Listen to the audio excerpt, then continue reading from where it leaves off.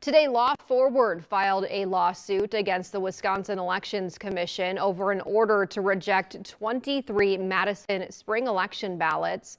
The lawsuit is on behalf of two Madison voters whose absentee ballots were counted on Election Day and then ordered to be thrown out by the WEC weeks later. Law Forward says the voters did everything right and returned their ballots well before Election Day. The lawsuit claimed that the late delivery was the clerk's fault and that they shouldn't be deprived of their right because of it. Law Forward is seeking a court order requiring the WEC to use the original canvass returns in the spring election results before the state canvass is certified on May 15th.